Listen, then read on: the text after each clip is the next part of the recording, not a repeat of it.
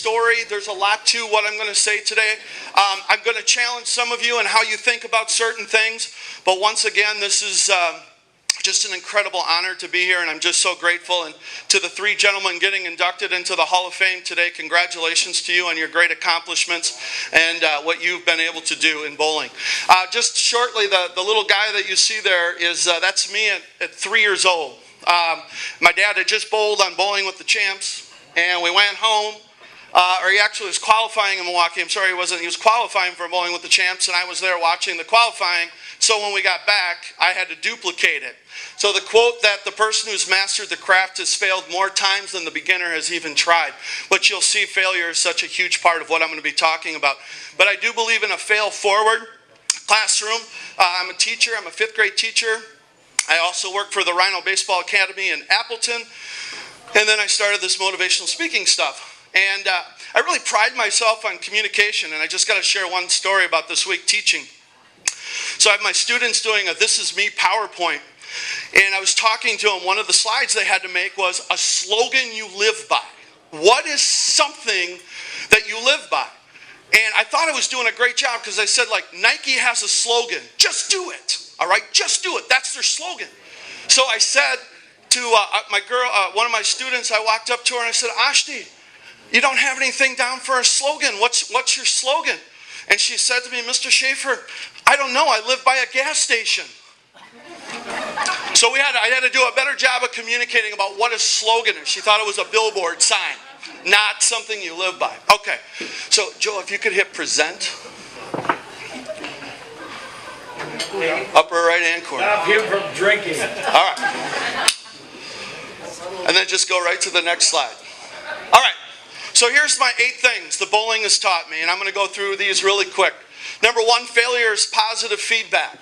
Some people say failure is not an option, or it's not optional, but I say it's essential. Because anything great in this world that's ever been invented or made has been done with tremendous failure. Thomas Edison failed 1,000 times before we had a light bulb.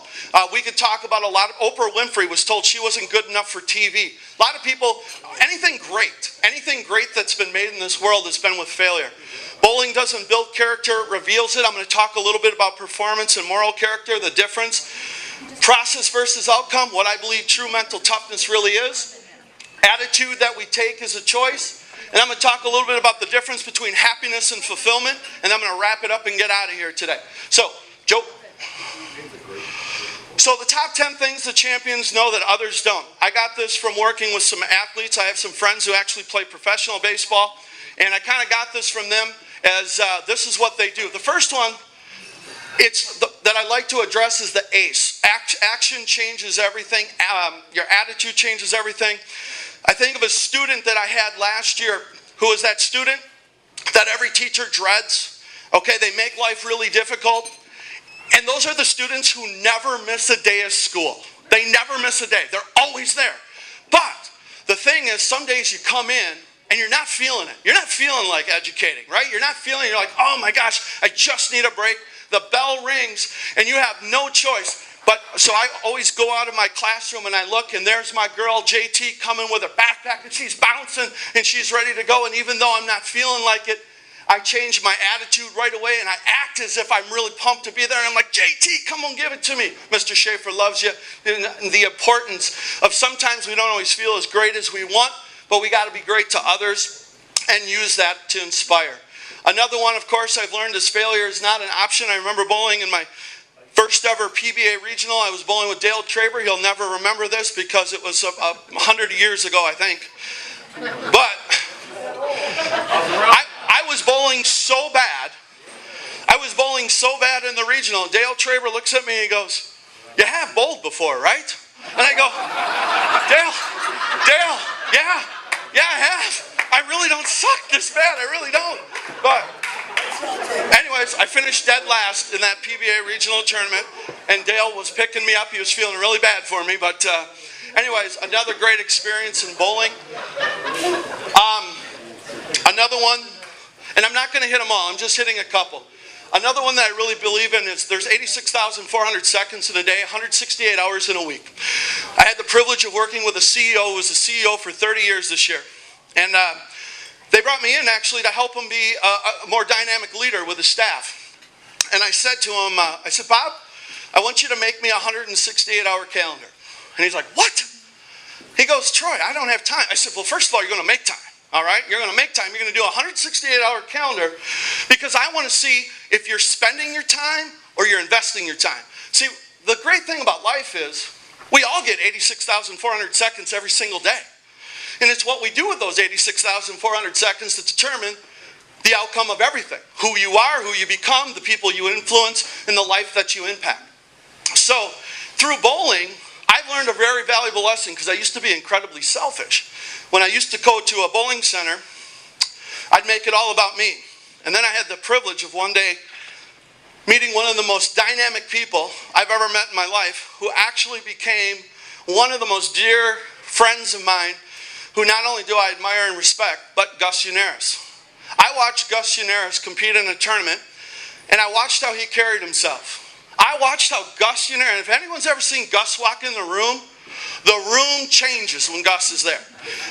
Not only because of how flamboyant he is, but the guy makes you feel, when you're done talking to him, you feel amazing. And Gus and I had a great moment once, and we were out at the high roller. Once again, there's a common theme here. I was bowling terrible, again. And I don't know if Gus was just like, man, this poor sap, he didn't know me very well at the time. This poor cat, I don't know. He looked so depressed. He literally took me, put his arm around me and said, let's go eat. I'm going to buy you breakfast. And he took me out to lunch. I don't know if you remember that, Gus, but it was the greatest moment in my life. And I remember from talking with him, the value of investing in your time, investing in people, making change. There's so much more to bowling than what we do as bowlers and what we can do to change. And quite honestly, I've really tried to follow that standard, and I've tried in my bowling career. If you ever see me in a bowling tournament, I hug everybody that I see. I shake their hand. I do that Gus Unaris close eye face talking. You know, he gives you an inch and you don't back away. I do the same thing, but because he was a huge role model to me. Sorry about that, Gus. Another one, don't count the days, make the days count. A teacher, a friend of mine, well, not a friend, but a colleague, I walked up to her one day, it was a Wednesday. And I asked her, I said, hey, how you doing? She goes, not so good. But it's going to be Saturday soon. I go, what? What? It's Wednesday. It's Wednesday. Saturday's not 4 days from now. What the heck? I said, I never want to live that way. I couldn't imagine. I couldn't imagine waking up Wednesday looking for Saturday. And I'm not one of those guys looking for retirement. It's like, I don't even know if I'm going to make it. I'm so high-strung anyways. But the other thing is, don't count the days, make the days count. We say that in my classroom all the time. And then another one, Win, what's important now? The best advice I've ever received is, Troy, always be where your feet are. Okay, sometimes life can give us some hard things. We all been through it. We can become very cynical. We become very cynical when we get older because, quite frankly, life can kick us in the teeth. But the thing is, if you can be where your feet are, and the problem with adults is we all have this amazing light in us. We all do. Every one of you in this room. I don't even know half of you. But I know you have this amazing light, and because of light, we start guarding it, and we don't let people see that. My question to you is why? Why? Why do you hold that in? Let it out. God darn it. We're all beautiful on the inside. You can make a great difference. And I've learned this through bowling. And the great people, so many of you in this room are part of that. Chad Moss, Dave Barris, guys that bowled with. I mean, the one time I did bowl good was only because Chad Moss and Dave Barris literally told me what ball to throw. Otherwise, I probably would have missed another cut. But I don't love Chad Moss and Dave Barris because they're phenomenal bowlers. I love them because they took time to invest in me. And once again, here's this poor set struggling. Somebody's got to help this guy out. And they did it, and I'm so grateful. And the last one, it shouldn't be number 6, but it should be 12 or number 11 of the top 10 things. Your greatest opponent in your life, and I'm speaking in a room full of many veteran people, and you know this better than I do, but your biggest opponent in life is yourself. Always is yourself. And that's what you gotta master. I'm 45 years old and I'm still working on that every day. Every day. It's not something that happens easy, it's a grind. All right, go. I know that looks busy. I'm not going to do all that. But failure is positive feedback. I am inspired by failure. My students, I just want to say this one more time. I failed big time in class this week, and one of my students said, "Hey, everybody, raise the roof for Mr. Schaefer. Great job failing." And they all went, "Woo, woo, great job failing, Mr. Schaefer." Because I'm teaching kids, because somewhere along the line, we have this stigma. We got to be perfect. We got to be perfect all the time. And I got a list of like a billion people who have failed and done great things. Babe Ruth, Bill Gates, Tom Edison, Oprah Winfrey. And it's the hugest lesson I've learned from bowling, because I've failed so dang much that I've learned it's necessary to shape who you are. Because how bad do you want it? You find out how bad you want life, right? As we go through life and things become difficult and you get knocked down, you find out how bad you want it. The sun does come up. It always rises in the east no matter what, right? So now you got to get after it. I've learned that through failure, and I love that. So, all right, my first video. So my biggest thing that I want to share with you, and anybody who's bowled with me will say, "Troy, I think you didn't do a good job of this when you were younger." But never letting your feelings dictate your actions. I'm a little flamboyant when I'm on the lanes when things are going really well at times, and I let my emotions sometimes get in the way. But I'm going to show you my man, the garbage man here. I don't know if you've seen this video, but my man exhibits two types of character. First of all, his performance character, which we all see the value here in the United States. Performance character is through the roof. But his moral character becomes something different, so I'll let you see that.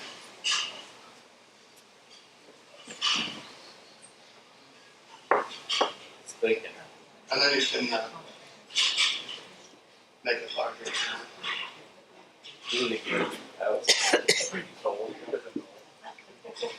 That's my bad. All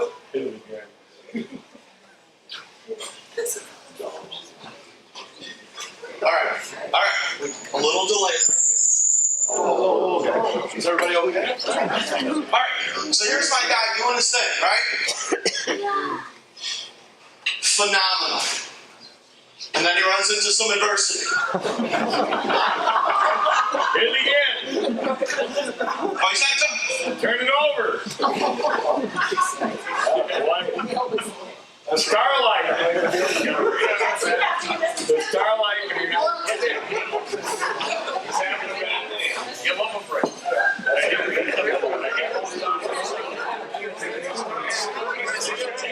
All right. So the great part about that story is he starts with this great performance character. His emotions take off, and then you can close out of that and get to the next slide.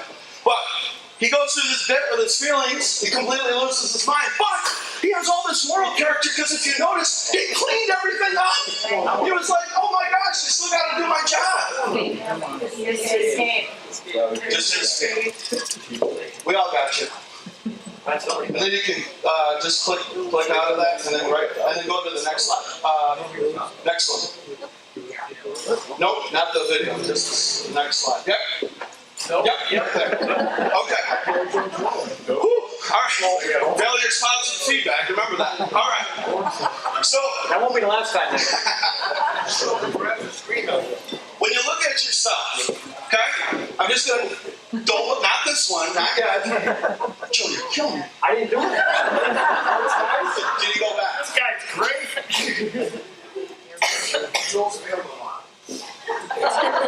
He's old. Right here, Joe. All in about. Joe, right here. Joe, bet. Click. The screen can't see your finger. Is that Joe? Okay. Woo. All right, Joe. So. Joe, please no. All right. So I asked, this is what we value. Why do I know this is what we value? Because I have coached athletes forever. In fact, I had a player who was getting, when he was a junior, had the New York Yankees scout literally walked onto the field while he was warming up. And he was so sick to his stomach before one of our first games. And we were really tight. We were really close. And I said, "Alex, man, what's going on?" And he was projected to be a top four-round draft pick. And he was so nervous. And the Yankees were there, and there was a couple of other teams watching him when he was a junior. And he said to me, he said, Dad, he's going to call me Dad. He said, Coach, my dad told me I got to get drafted because I got to take care of the family. Now, sad story about that is here's a young man who was left-handed, threw about 94 miles an hour. He went to UConn on a 95% scholarship, and he's no longer playing baseball. He quit because it got taken, because what we value is all here. I know a lot of people have these performance traits. I think of Ryan Braun. I think of Bill Clinton. Bill Clinton was actually a good president. He did, and not in a political debate, but he did a lot of great things. But his moral character was in question.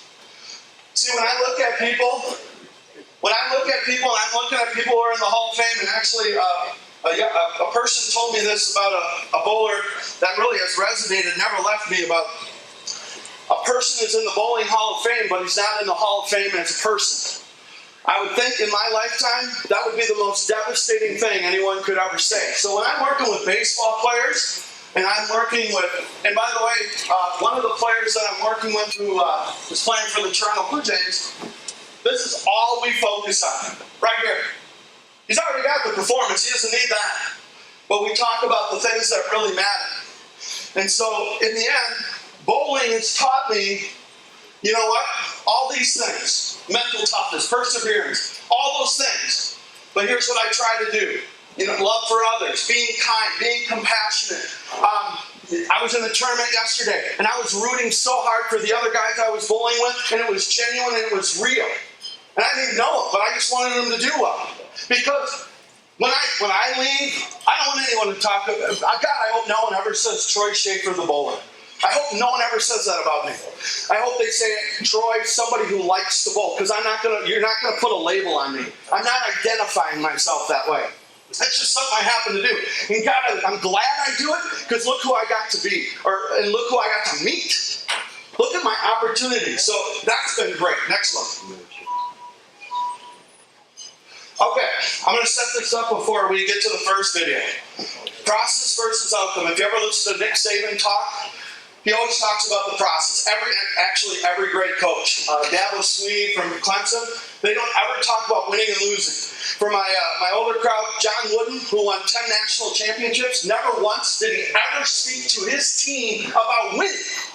Never once. John Wooden taught Kareem Abdul-Jabbar how to tie his shoes, how high to wear his socks, how you walk. Process versus outcome. I'm about to show you a video of one of my biggest heroes. Okay?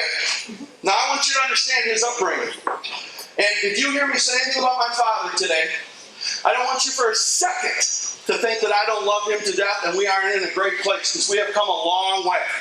My dad did the best job he could with how he was raised. My dad was taught, if you bowl great, you're somebody. If you suck and you don't get it done, you're a loser. That's what my dad was taught. Now, at the time this video is taken, we had just moved to Watertown, Wisconsin. My dad worked in the landfill, my mom was a factory worker, and we didn't have squat. We had nothing. My dad for those of you who knew my dad, he's a quieter guy, except for when he was bowling, he was a little intense, but a big introvert. Like if he was in the room, you wouldn't even know he was here. He was really quiet. And he's got all this stuff about the outcome. Everything's about the outcome. And that's what identifies him. And this is his 15 minutes of fame. This is his time to shine. He's got almost everybody that knows him in Watertown in the audience. He's on TV on one of the biggest shows of the time. Anybody who is a bowler in Wisconsin was watching this on Sunday. So, Joe, I'm going to have you hit the first one.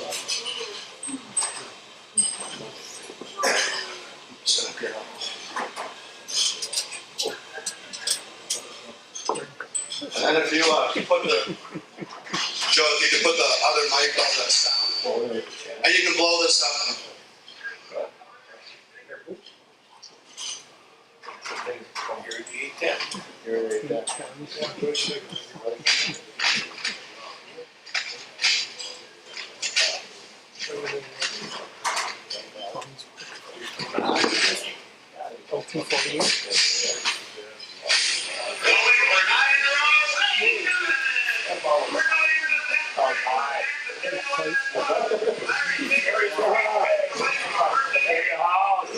Bucks rules. Right. get set, we'll just pause this.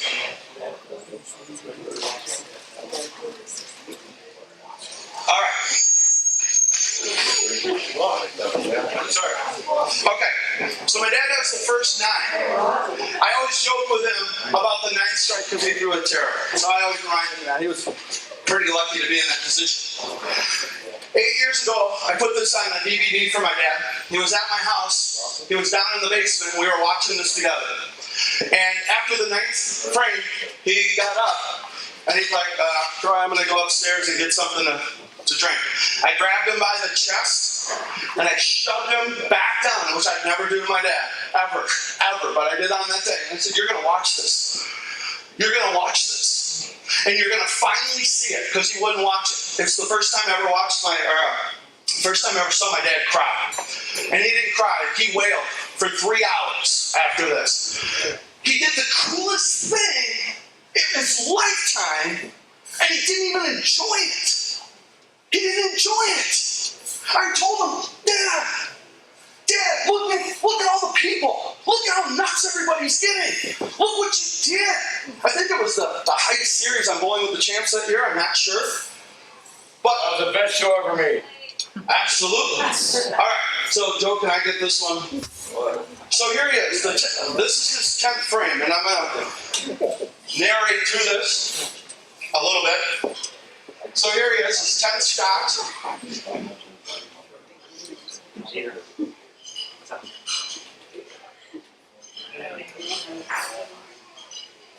Now, do you remember the last time anyone got that excited about bowling? Ever?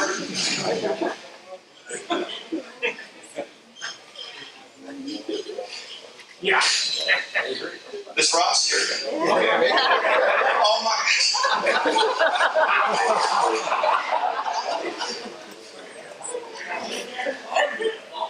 So, here's his 11th one. This is the best shot of his entire career. Now, keep in mind, he's got the weight of the world on his shoulders. He's got everything. We don't have anything. In fact, the car that we had doesn't even run. I don't even know how we got it. More about the I wish you could hear the sound. Yeah. What happened to that black hair, Rod?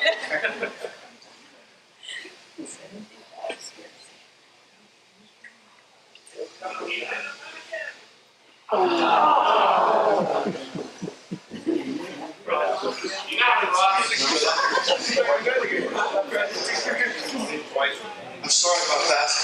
I'm glad you're here, though. All right. Does your dad still have the pin? They give him the pin to take home? So they ended up getting, well, there was a plus side. There's always a plus side. He got a snowblower with chains, which I never got to use. I always had to use the shovel. I never understood that. I was like, yeah, you want a snowblower. He's like, you're not using that. You got to grow up and be a man. So I'm like, all right. But anyways, with this story, the heartbreaking thing is, it wasn't until 8 years ago, my dad's 66 today, he finally was able to watch it.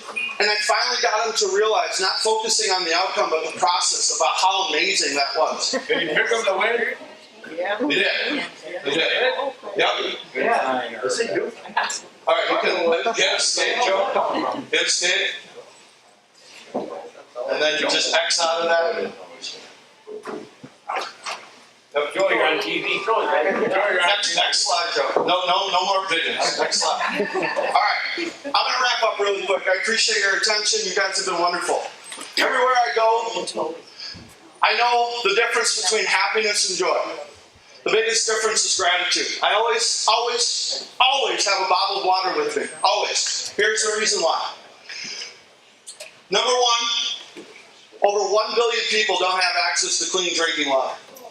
I was at a tournament in Iowa and a kid was throwing his stuff. He was throwing it, I don't know, the younger generation, they just think they should strike on every ball. I don't understand it. But I grabbed him. This is my Gus thing. But I grabbed him and I said, hey, is that your bottled water back there? He goes, yeah.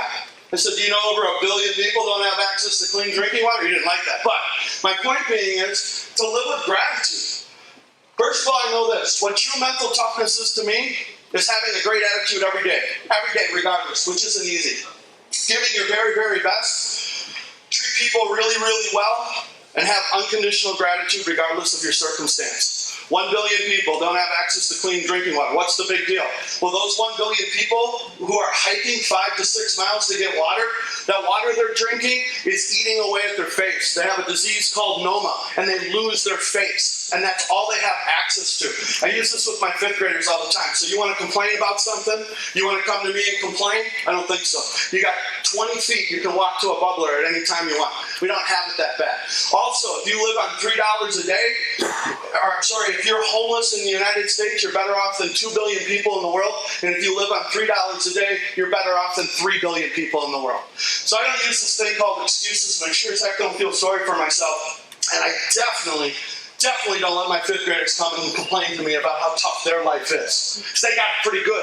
But what we got to do a better job is making sure that everybody has gratitude with what they have. And that they understand to value those things. Plus, by the way, when we do the national anthem in my classroom, and we do it in the Pledge of Allegiance, we do it the correct way. All of our kids stand, they put their hands on their heart, they stand tall.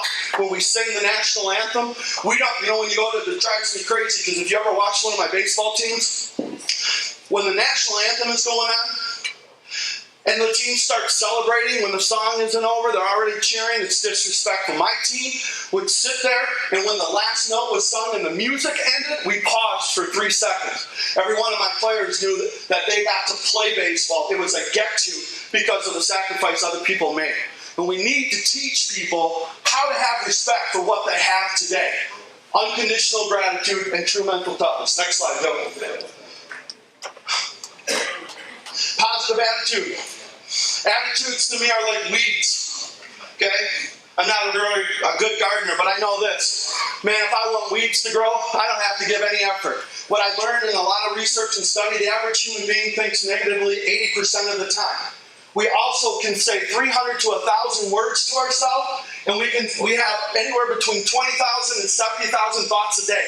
And if 80% of those are negative, we really got to make sure we have positive self-talk. Because if we're not using positive self-talk, then we surely aren't making a difference in other people's lives. So are you an energy vampire? Are you a fountain building people up, or are you a drain, sucking the life out of people? Next slide, please. Happiness versus fulfillment. The thing I hate about happiness is it's unsustainable. Once we get happiness, we want more.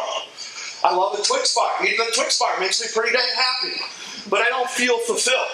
When I ask people, and I do this all the time, I talk to people who have lived full lives. I said, what is your most fulfilling thing? The most fulfilling, because fulfillment isn't always happy. There's bumpy roads. And you know what everybody tells me? It's universal. Their most fulfilling thing is their most challenging thing. Raising children. It's fulfilling. It's hard. It's the hardest job in the world.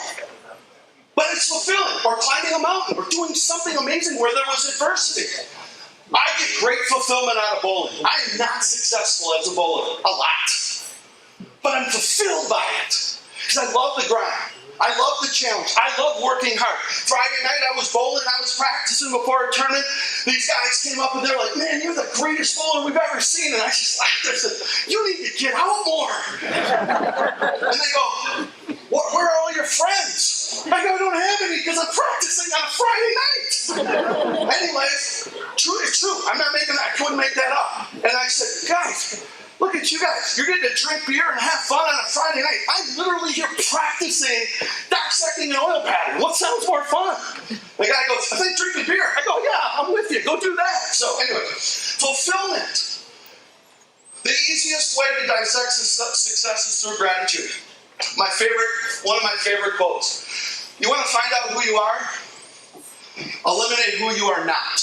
Something I did in my journey this week. I wrote down who I am not to discover who I really am. Finding out who you really are is hard. It's hard. It's really hard. But the way to get there is to eliminate who you're not.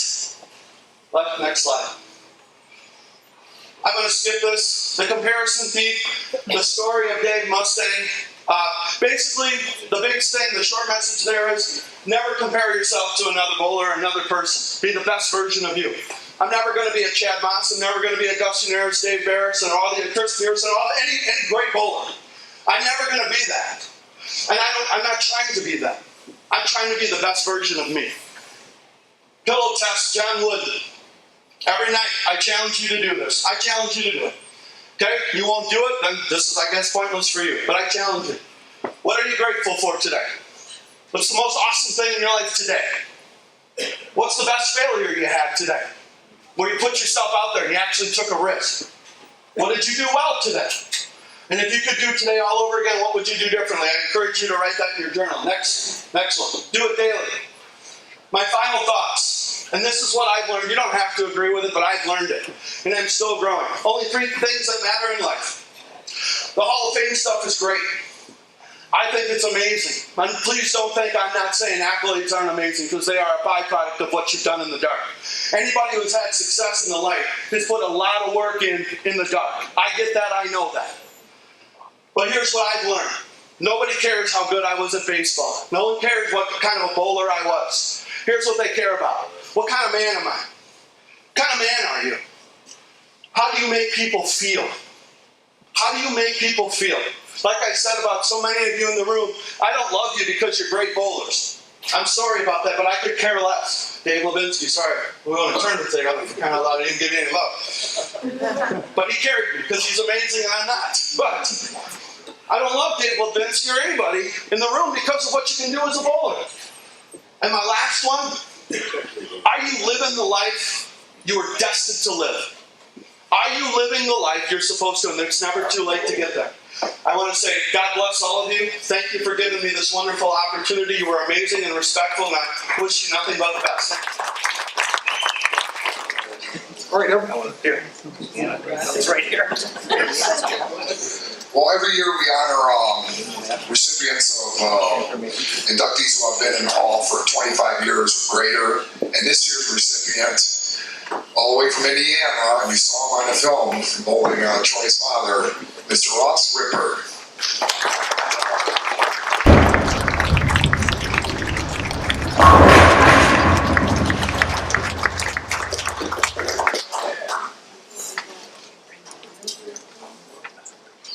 Need your help?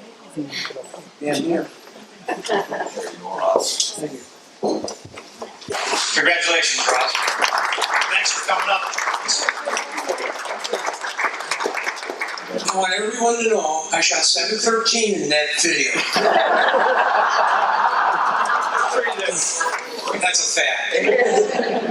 And the other thing is, 25 years ago, when I did my acceptance speech, I was used to speaking to large groups. Well, I had my table there and I thanked everyone. But as a lot of people do, I went blank. So in 1979, a gentleman came to me and said, my dad, my uncle, never won a national tournament. So Mr. Stracona, I want to thank you for all you did for us. Thanks, Dave.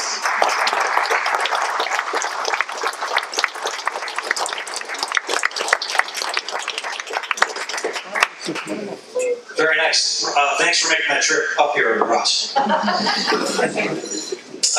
couple quick things, and then we'll get into the presentations. Carl Muccio, the Milwaukee Open Match Game Tournament is upcoming. If you could just give us a couple of little information about it.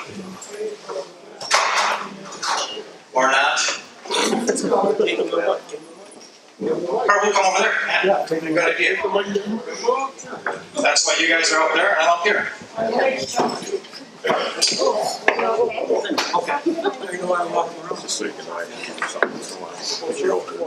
Tournament's coming up October 21st. I'd like to say something green Bobby Weeple has been for 15 years. This tournament is going to be put on, it's going to be our tournament. Bobby asked me to get involved in it, but I got someone else involved here. Bobby asked me to get involved in it, but I got someone else involved here. Eric Pearson is going to be a tournament director. I may be working with Eric. Eric Pearson is going to be a tournament director. I'm going to be working with Eric. Eric has got a lot of experience in tournaments. What I really need everyone to do here is start this tournament up. what I really need us to do here is talk this tournament up against the good guys. Get these people that are borderline want to bowl against the good guys. Get them out there to bowl against the good guys. They'll get better. We'll take $20 an hour. Really want this thing to go because we're going to use the money. Want this thing to go because we're going to use the money like Joe does with the. I'm tired of this standing here. Don't ever get heavy. I'm tired of this standing here. Don't ever get heavy. And just like the football, so the contributions are going to be as well. And just like the let's push this guy as let's get it and ladies, and let's make it a big success. Let's push this guy as let's get it and ladies, and let's make it a big success. I appreciate it. We'll have some many points on the bar or whatever. Thanks a lot. Thanks.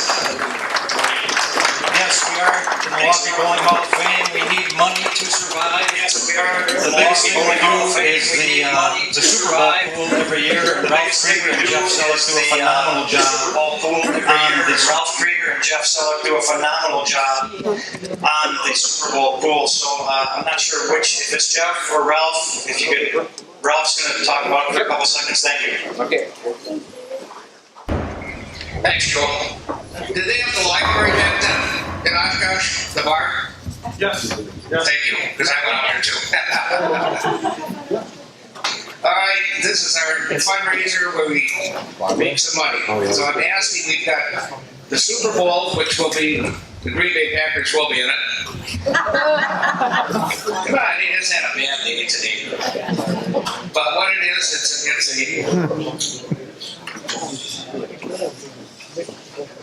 it's like this year, we have 100 squares in it, and you sell them for $4 a piece. And the person that takes the responsibility as far as filling that gets some free squares, and all the money goes to the hall. I just want to give you some info here. First prize is, hold on a second here. So I thought you put this on the back side. Okay,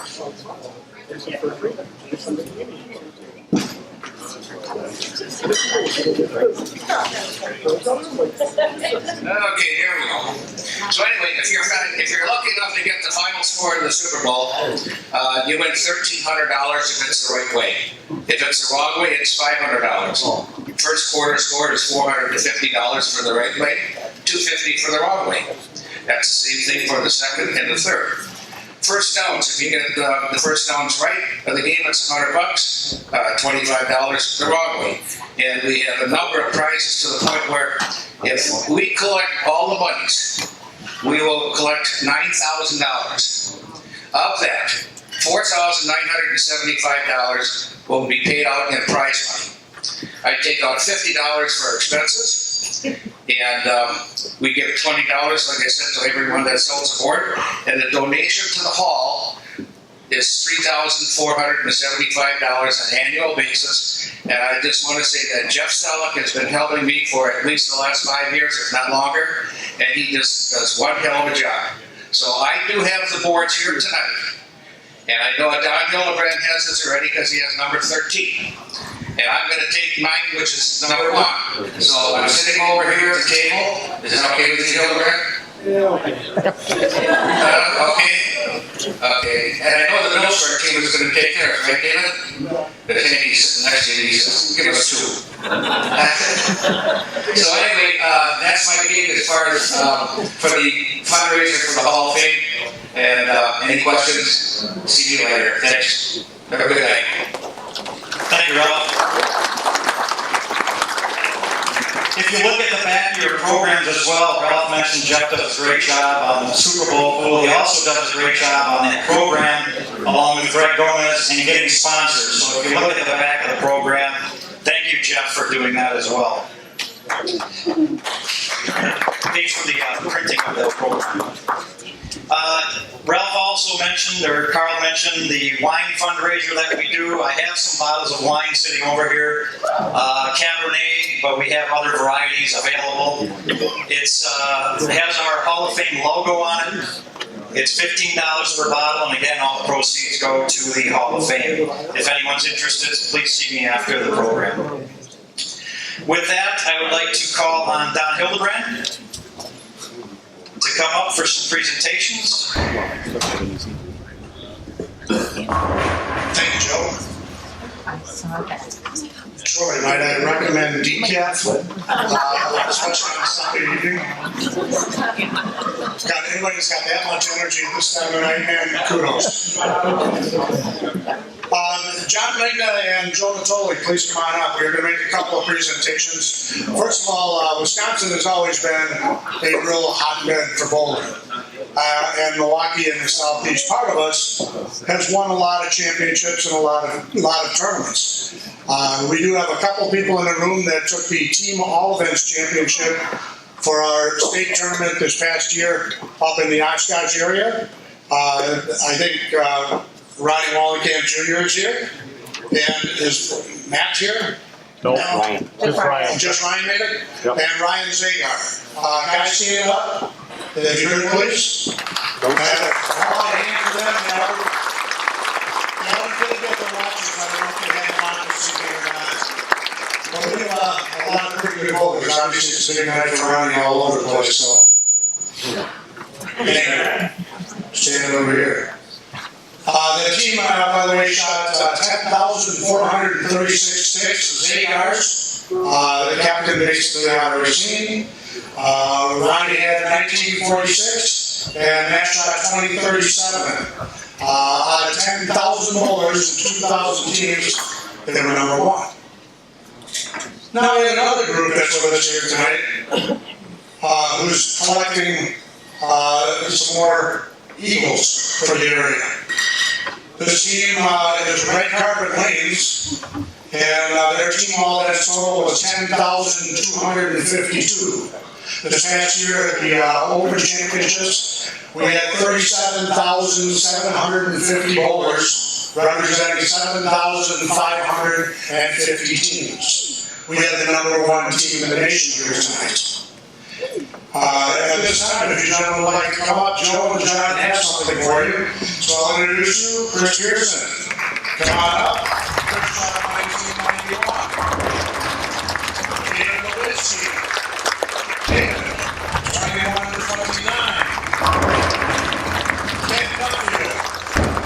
21-11.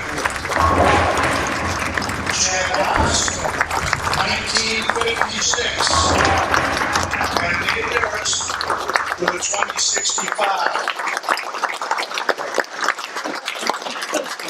Congratulations, gentlemen. That's an awful lot of bowlers to beat. That's a great job. I think the outcome versus input and all of that stuff really matters. But just as one final point in here, are there any other Eagles in this room? Anybody else from Milwaukee that happens to have an eagle or that's in this room? Please stand at this time. And for all of these guys. Look at Russ's story. We have some great bowling here. Gentlemen, congratulations. Congratulations. Congratulations. Okay, we're going to move on to the next part of the evening, I guess.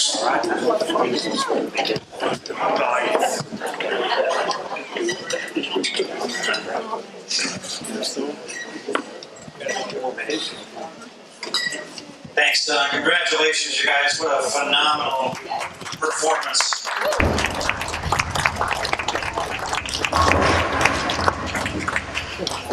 I had those Eagles actually took a very curious route to get here. They were dropped off. I got a call and said, hey, we think there's something wrong with them. We need them back. And then we almost didn't get them for tonight. So it worked out okay. I took a bunch of pictures with them at home and covered up the names.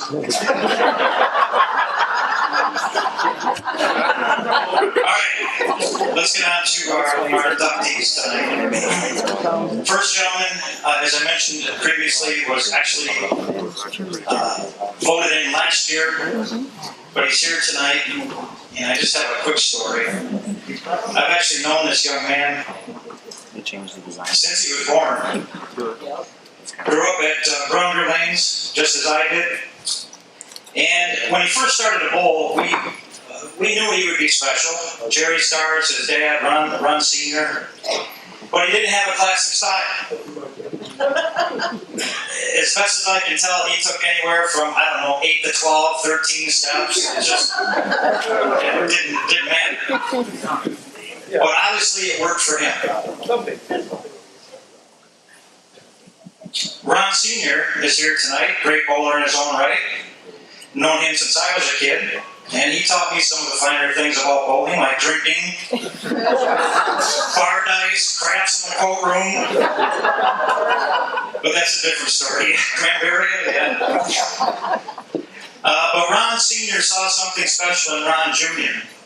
And he made sure to tell everybody to basically leave him alone and let him do it his way. He didn't let coaches change him. He didn't let anybody change him. And again, it worked for him, as you can see by the accomplishments in the program.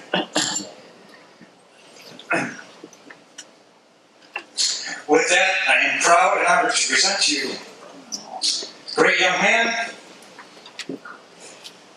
not a great husband, but almost a husband, might as well be.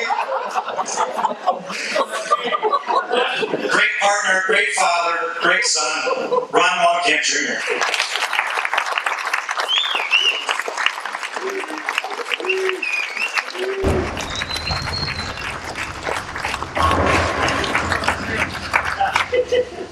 This one. Good evening, everyone. I would like to congratulate Dave Barris and Wally Wright on their induction to the Milwaukee Bowling Hall of Fame. I would like to thank Joe Natoli for a nomination into the Milwaukee Bowling Hall of Fame. It is a great honor that I have been selected to join this unbelievably talented and prestigious group. Joe has been a friend of the family for over 40 years. He has watched me grow up and off the lanes. Some may or may not know, Joe shot the only 300 of the 1983 ABC Championships in Niagara Falls, New York, among his other numerous achievements, which includes winning Bowling of the Champs in 1989. I look up to Joe as a mentor and a really good friend. Thanks again, Joe. Again, I'd like to congratulate Chris Pearson, Dave Levinsky, Ken Duffield, Chad Moss, and Dave Barris for winning the USBC Team All events in Syracuse. This would be the only thing that was missing off their already impressive resumes. I'd like to thank a couple of other guys that have held a positive impact in my career. Gus Juniors, who has coached me and helped me countless of times and is one of the best team bowlers that anyone can ask for. Thank you, Gus. Bruce Torbeck, who has always called me a clone or the pup. I always took it as a compliment, and Bruce always gave me a lot of them. Thank you, Bruce. He's at the bar. Jim Miller Jr. We have had some great money games back in the day. He taught me a lot about bowling under pressure for money. Thanks, Jimmy.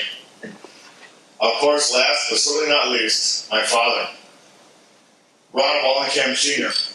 He has taught me everything about this sport, but most of all, fear no one and respect everyone. I promised him I would, and I have. Let's begin.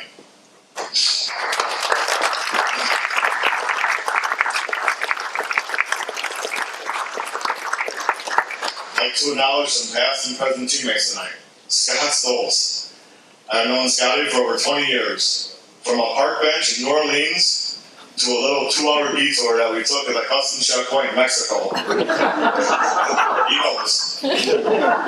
We've accomplished a lot. Thank you, Scotty. Eric Fritton. I've known Eric for about 15 years, and we've had some memorable occasions. Driving to bowl at Mass in minus 30-degree weather, scraping the windows from the inside, and taking home the title. Driving to Baton Rouge and getting lost in Memphis on our way to Tunica, passing It's All Good auto sales in a shady area at 2 a.m. Thank you, brother. Love you. Ryan Zagar, who I've known for about 4 years. We've had some great success in a short period of time. He was first team All-American for 3 out of his 4 years and Team USA member at Robert Morris University. We won the WSBC Trios with Albert Richards, 3 Wisconsin state titles in 4 years, including back-to-back team all-events with fellow teammates Dwayne Stewart, Kyle Zagar, and Matt Zagar. Thanks, young Grease, for holding up the old Grease.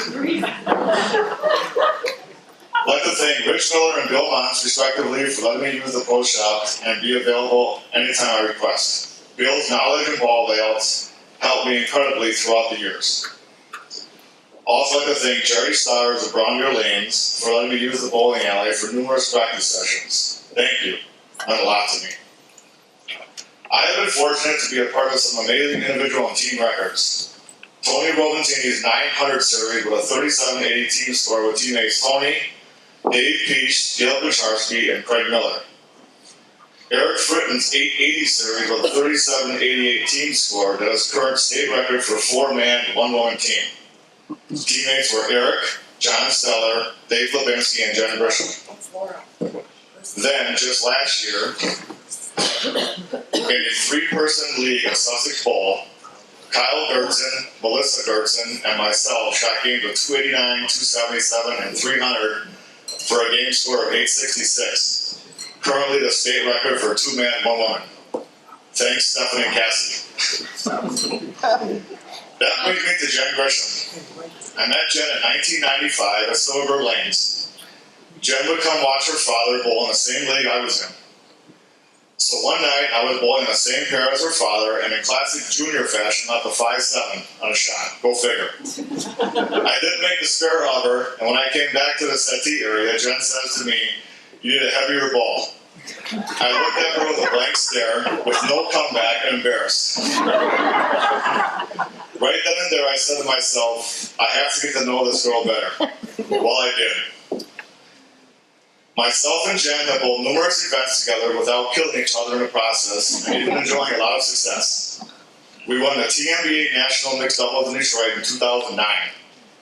We also won the Anchor Girl Trio alongside Eric Fritton by going 10-0 in the match play Baker round. Jen has enjoyed much success in her bowling career by being a city and state Hall of Famer in her own right. Jen, for 22 years you have been by my side in every aspect of my life, good and bad. You're an extraordinary mother to our son and simply do it all for both of us. You are one of the 2 best things that's ever happened to me. The other is our son Bryson being born. Jen, I love you forever and always. At this time, I'd like to introduce my family. My father, Ron Wallenkamp Sr. My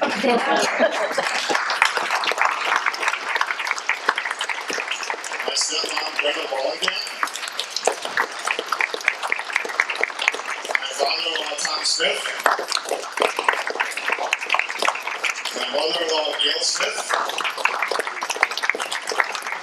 My father-in-law, Dan Grisham. His girlfriend, Linda Schmidt. My brother-in-law, Earl Islas. My sister-in-law, Andrea Islas. My nephews, Jordan Grisham. Renee Islas. And Gabriel Islas. And the real MVP, my son, Bryson Wallenkamp. And last but not least, she's my partner in crime, Jennifer Grisham. I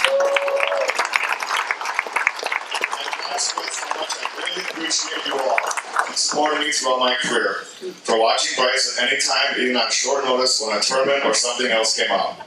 Thank you again and love to you all. Thank you, everyone. Drive home safe tonight.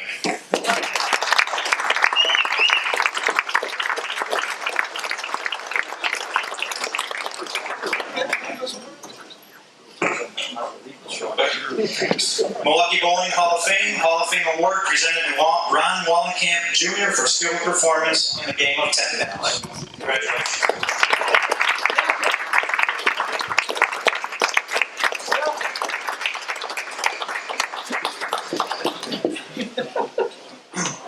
I'd like to call John Megna up now to present Dave Barris.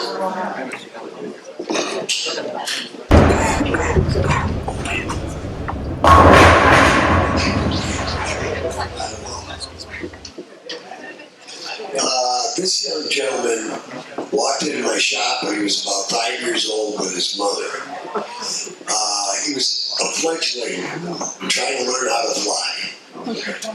Well, 35 years later, he's soaring with eagles. Among his many, many accomplishments, Midwest Player of the Year, and now the amateur's greatest title in Eagle.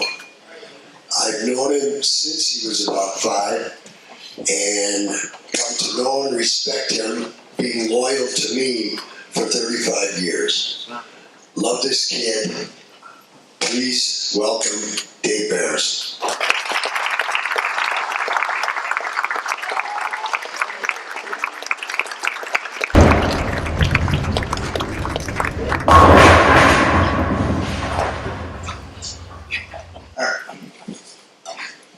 Thanks, Sean. Appreciate the kind words. Congrats to Wally and Junior tonight as well. It's a great accomplishment to be here.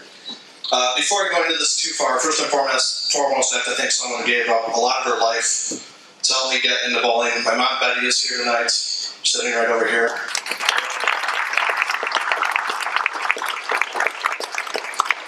Her and my late grandparents dedicated a lot of their time to driving to tournaments around Wisconsin and Iowa, and help me grow and gain experience. If you know my mom, she's a very caring woman and always wants to help. My mom always wants to help me, even though there's nothing that she can do. Classic example of this, a lot of times I'd be bowling bad. Must have been thinking to herself, how can I help Dave? I'll get him some French fries. And it would make me so mad. I think to myself, well, how are French fries going to stop me from shooting 160 right now?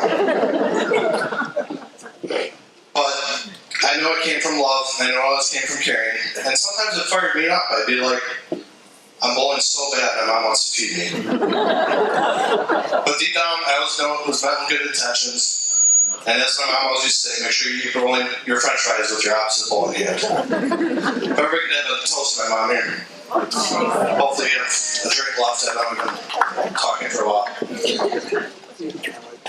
I feel so blessed to be in front of you and considered one of the best in the Milwaukee area. For this moment, it's really not about me. It's about so many people who have shaped the bowler that I've become.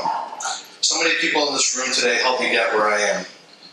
When you're growing up and you fall in love with a sport, you don't think, hey, I'm doing this to be in the Hall of Fame.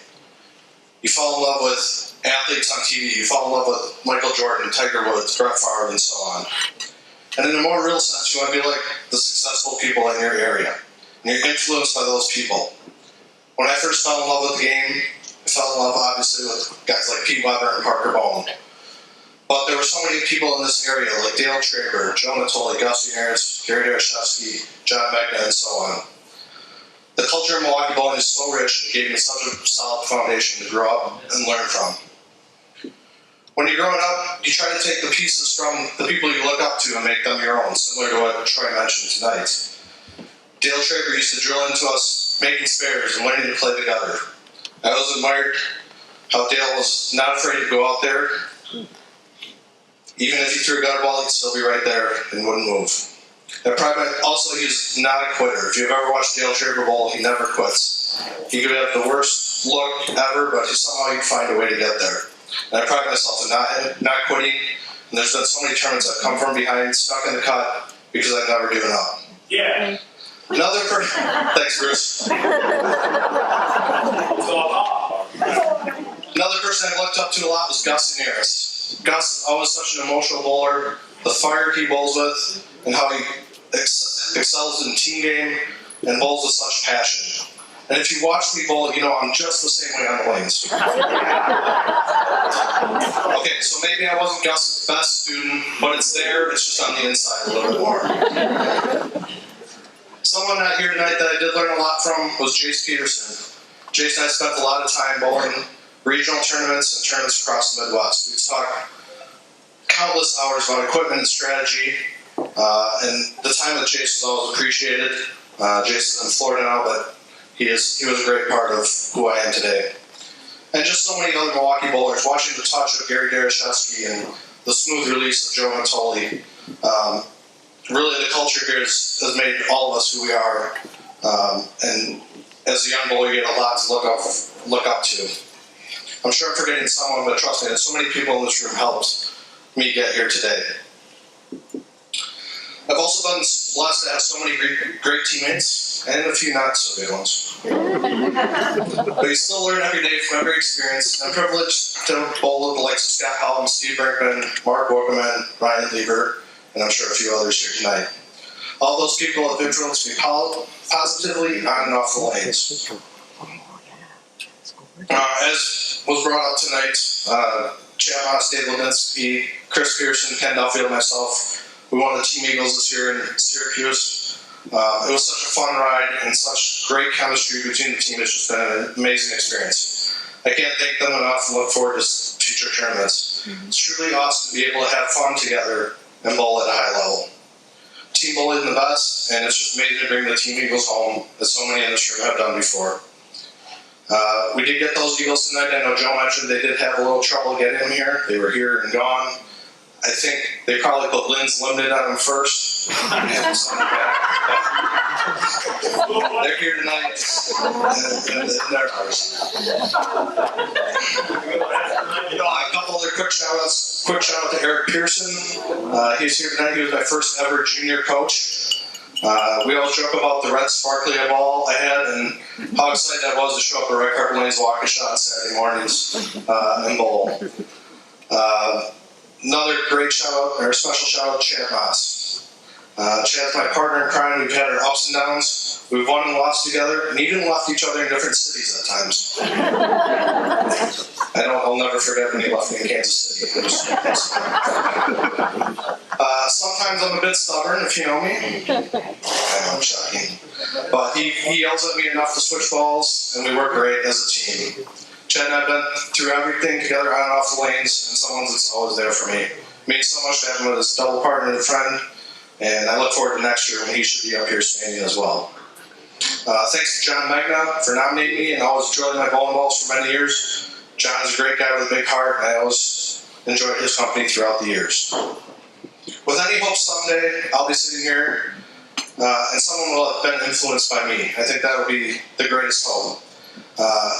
I try to bowl and live my life in a good way, and while I'm not perfect, and human as all of us are, try to do the right things and give back to the game. Some would say my backswing is messed up. I need to smile a little bit more on the lanes. But I bowled at the highest level and held my own. This game has given me so much and blessed me to see many places and meet many people throughout the country. And as the game struggles sometimes these days, I still love and look forward to what it brings. In closing, I'd like to thank all the Hall of Fame members for deeming me worthy of this honor. Thanks to all family and friends that are here in attendance. This is an amazing accomplishment. I'm proud to be standing here tonight. Thank you so much. And remember, if you're bowling bad, have some French fries. You never know. They'll just hang out. Thanks, everyone.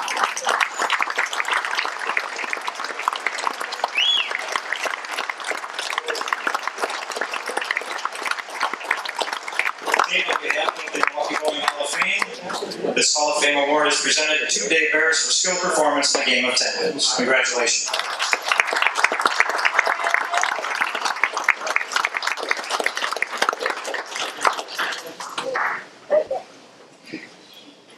I would now like to bring up Greg Waring to present Wally Wright.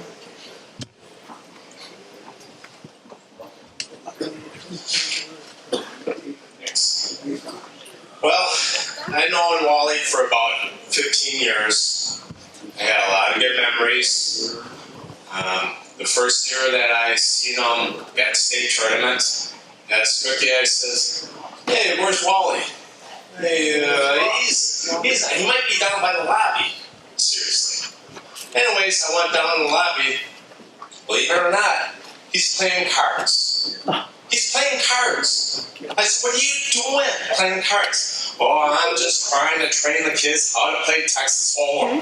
And believe it or not, I'm making money." I couldn't believe it. But all the years I watched his program, how he grew up with the kids, he actually did a darn good job. I mean, it was something else. You'd have. And for 30 years, you know what? There's not too many people would do that. Spend their time that many years to do something like that. That's amazing. absolutely amazing. You know, and you and I, we talked about it over the phone. You know, my best friend was my dad. Remember that? And hey, thumbs up. Thank you.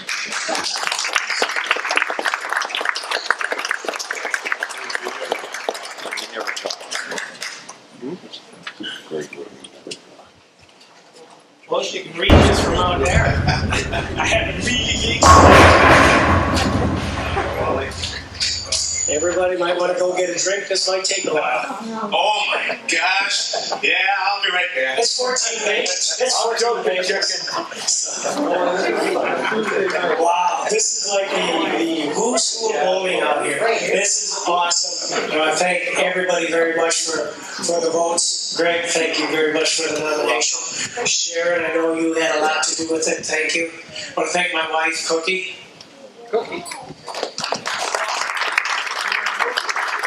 Once bowling starts, I kind of leave I'm in the bowling alley 7 days a week, and she puts up with it, so that's awesome. Being out here, teaching the kids how to bowl, what a pleasure, what a pleasure. The young ones, little ones, learn to bowl. Watching them get their first spares, probably 100 series, and them saying thank you. Awesome, just awesome, just a pleasure. Getting into the little older ones and watching them get their 3-leggers, 5 in a row, starting with 5 in a row. Just a pleasure. And then coming saying thank you. Always brings me back to coaching.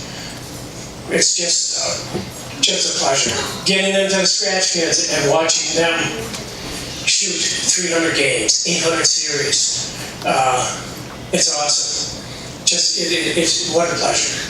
Going out and high school state with the boys, with Chris Woodishat. Stand up, Chris. Stand up. 2009, we won state with the boys. High school state. Awesome. Awesome coach. Awesome coach. Following year, the girls win state. 2010. Awesome. Ashley Bell wins state as an individual. Awesome. Also, I'd like to say, Ashley Bell ranked at one time 8th in the nation in collegiate bowling. Stand up, Ashley. Awesome. Not because of my coaching. Not because of my coaching. I'm just out here giving them some ideas and she didn't listen too much. That's another story. But being out there and helping the kids want to do better in this sport is awesome. And when they take that want and turn it into games and state tournaments and 8th in the nation ranking, and you get people like C.J. Woodishat, Woody's here, son, and Christopher Mueller, who are out there and average 230 in league. Awesome. Having people like Rich Mueller and Greg asking me to help them with their game. Awesome. It's a pleasure, and it always brings me back to coaching. So, thank you very much. Coaching is just awesome. It's a pleasure. Thank you.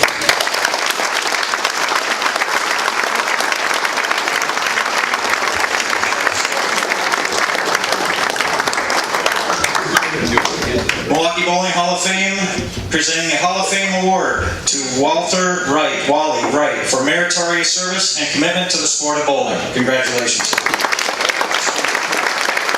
Sharon, I made it without crying.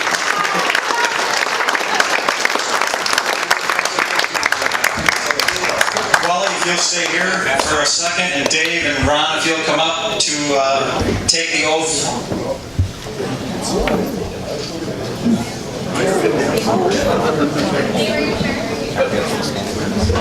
Okay, guys, as a duly elected member of the Milwaukee Bowling Hall of Fame, will you do all in your power to uphold the integrity and the honor the Hall stands for? And as a member, will you direct your energies to the fellowship and the growth of the Hall of Fame? And will you pledge to participate in all Hall of Fame activities to to the best of your ability. Please declare so by answering, I will. I will. Thank you.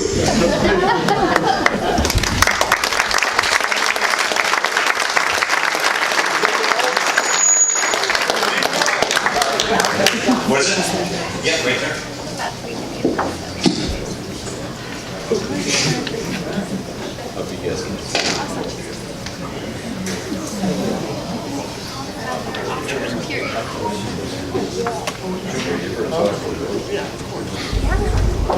That's the same with my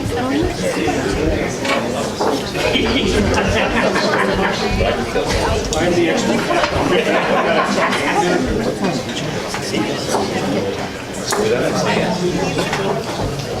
Right, spit on his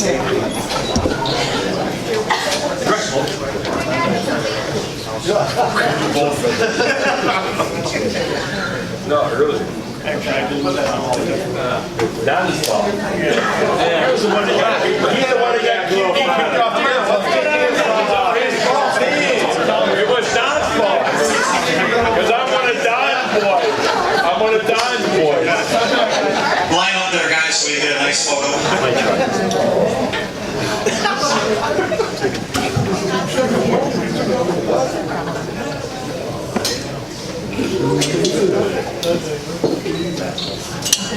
Smile. My hair's not too messed up. Mine is.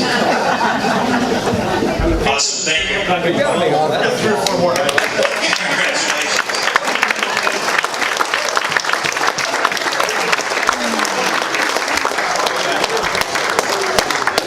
Almost done. If you'll just indulge me for 2 more minutes. Again, I want to thank everybody for attending. Congratulations to the inductees, to the state and national champions. Phenomenal accomplishments. Greg Gomez, Debbie Gomez, Jeff Selleck, Doug Sleefer, Jan Sleefer, Sheila, the bartenders, the servers, chef, staff, Shayna, who I worked with here. Thank you all very much for what you did and what you have done. Thank you, Troy, for a great presentation tonight. It's been a great 2 years. It's been challenging at times, but we got through it. We're in great shape. We're in good hands with John Megna and Jeff Henry. With that, I say good night, drive safe, and please come back next year.